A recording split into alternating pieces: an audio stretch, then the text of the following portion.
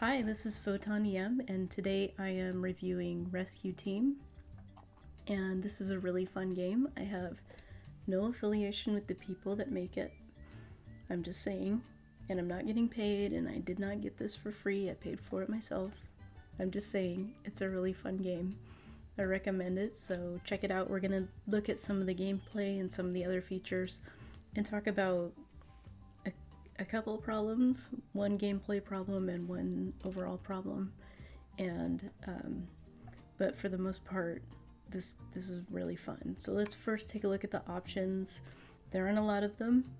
There is no harder difficulty, so I guess that might be one of the gameplay issues.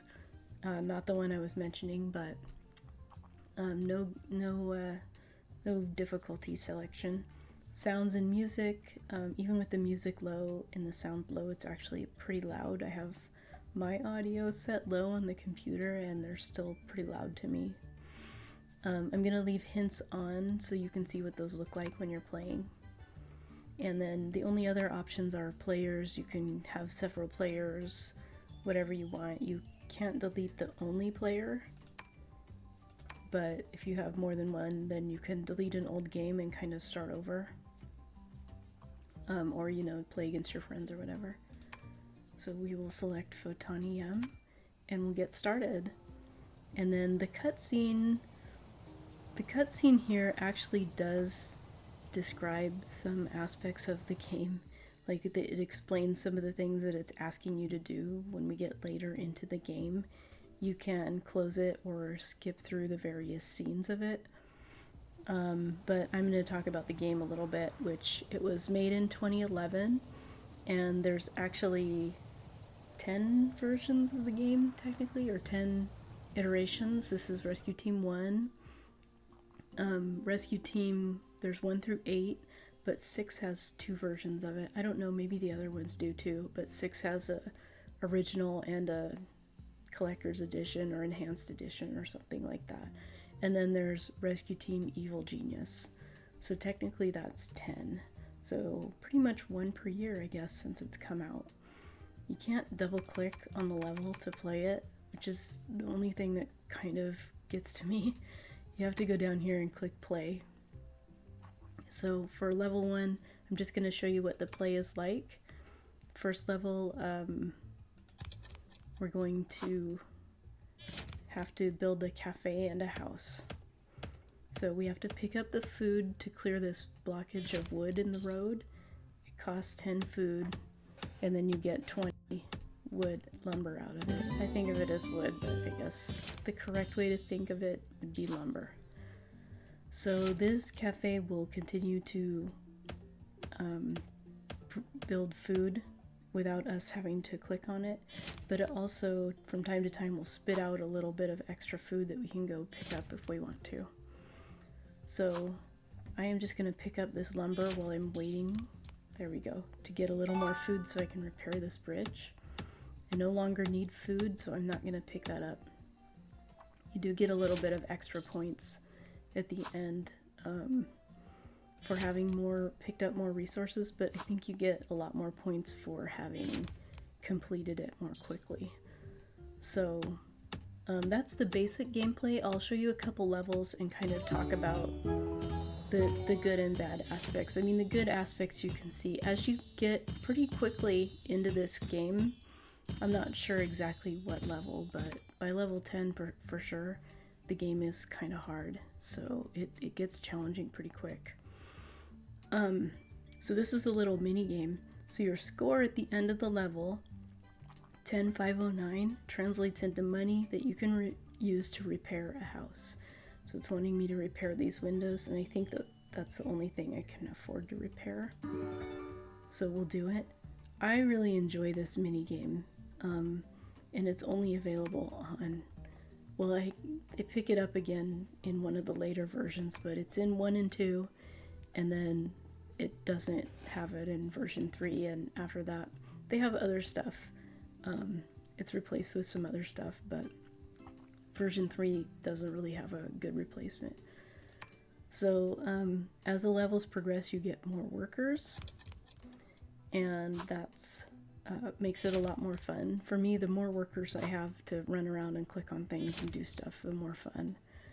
So I'm going to repair this food first, even though it's telling me, go rescue that guy. Because I'm going to need this food to rescue him anyway. I think by the time I get this back, I'll have 10 more food. Yep, without picking this up, and then we'll pick it up. Because getting this lumber mill going is more useful than picking up this food, even though I kind of lose out on a little bit of food production by not picking that up right away. Because now I have to sit here and wait to get 10 more lumber to repair the bridge, so getting that lumber going is really good. Although I'm going to need food to clear any of this lumber, so who knows. You gain one and lose another. So among the problematic, so as far as problematic gameplay, you cannot, for example, repair this building and then pick up the gold that it spits out when you repair it. You have to run all the way back to base, and then somebody else or your guy, when they get back there, will then have to go pick up the gold that's sitting there. So for me, it's kind of an annoying game mechanic. And they actually change it in later versions of the game. So I think they must have gotten a lot of complaints, or who knows, they just wanted to change it up, because they make a lot of changes in the various versions. But that one little mechanic that's mildly irritating, it's nothing. The overall game is really fun and not ruined by that one little thing. So at this point I don't need lumber. I'm only going to pick it up if they have nothing else to do. But I'm not going to pick it up at all because I want them available to pick up any resources that become available. The last thing we have to do on this map is pick up that gem, and we need 100 food and 100 gold to do it. So I'm just going to focus on collecting those. And then now we can pick up the lumber. Now we don't need anything. And I'm going to leave somebody in the base to pick up this gem as soon as possible, rather than picking up other resources, which didn't even become an option on this time. And I'm not going to bother to get that. Okay, well, we'll see. I don't think it'll collect that. I think as soon as the gem is back. Yeah, so it's not going to count that. Oh, it did count the gold. Okay, well, there you go. There's a trick to get a little more points. Okay, so now we'll go to our roof. So wouldn't this be nice if you could repair your roof for $15,000? That giant hole in the roof. So repairing the car is $60,000, which, you know, it's time to get a new car. The pool is probably on the cheap side. But yeah, so some of the prices are a little wacky, but, you know, who cares? I'm not playing it for realism. So on this level, we have our own workers to rescue, and we also have people to rescue. And as you can see, the timer doesn't start until I click on something, and it doesn't hurt once you get into further levels to give it a minute. Plan out what you're gonna do. The first thing I'm gonna do is repair this and get access to this, because I'm gonna need a lot of food. And then you'll see the game will tell me. We'll talk about the helicopter as we go. But so it wants me to repair this helipad right away, but I want to use my money to rescue this guy first, so I'm not going to do that until I have this guy rescued. Now I face saving up money to rescue this guy, or going through this wood over here. It's boring waiting for the money to save up, but that's what I did, and obviously you saw it did not take very long. And now we can rebuild these two houses, and then we'll do the helipad.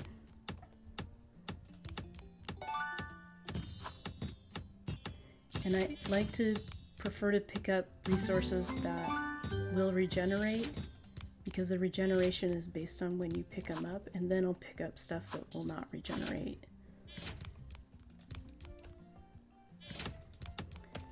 Okay. So the helicopter will come. So the helicopter is very slow. So even though we waited a little bit to get it, you don't want to wait forever. You don't want to focus on getting this gem first. As you can see, this helicopter, I'm gonna say it, is hella slow. So, usually I will click on this guy first just to get rid of the game prompt telling me to rescue him, but I forgot. So we need a lot of wood to repair this bridge. 100 wood and 100 food, which is why you don't always have to get the resources that are hidden behind things like rocks, like what we have there. But in this level you do. So the helicopter is just like your people. It has to go all the way back to the helipad in order to then go do something else. And that might make sense while it's rescuing people because it has to drop them off. But on other levels it's putting out fires. So it'll go put out a fire, go all the way back, put out the next fire. So you really have to plan for that. And I'm just going to show you the next level so you can see that it does get more and more complex as you go on.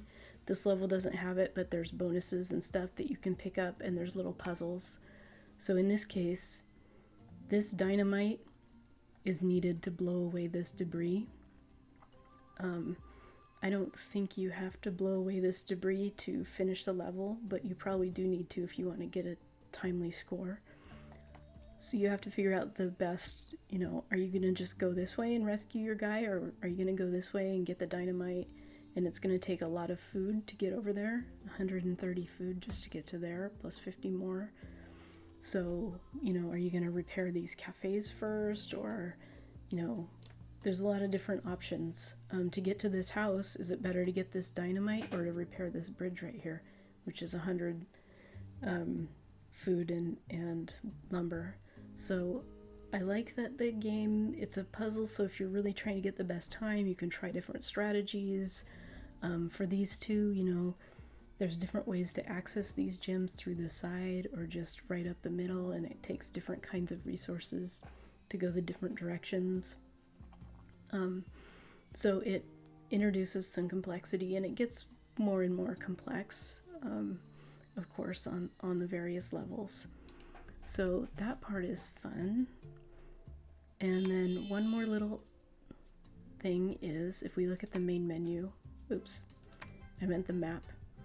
For the mini game, you get enough money to completely repair your house by the time you're about 2/3 of the way through, about right here where the mouse is.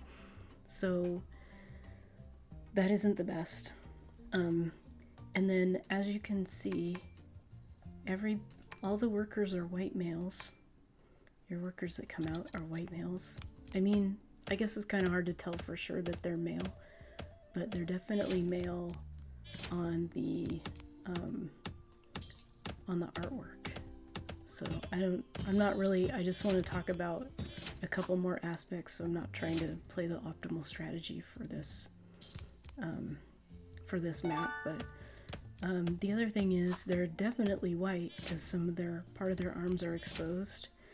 And the characters that come out of these buildings, you get females that come out of the cafes.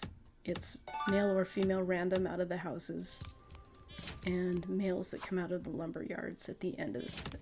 And that's problematic.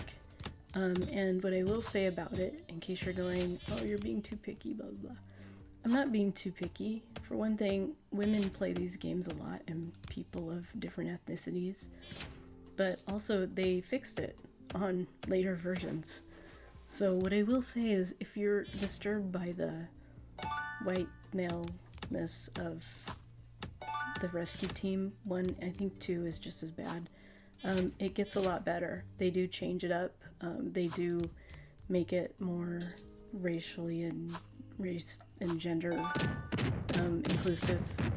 And for me, that's what's important. You made a mistake like that, and then you fix it in further versions of the game, so you kind of recognize what went wrong and rectify the error. So don't let the white maleness of this game drive you away. I would suggest, since they did fix it, cut them a little slack, because it's a really fun game where they did address these problematic areas. So give Rescue Team a try. Again, no affiliation, not taking money or even free games from them, nothing like that. Just a game that I enjoyed playing and I wanted to share with other people. So this is Photon EM, and there's more reviews like this on my channel if you like this review, and I hope to see you again soon.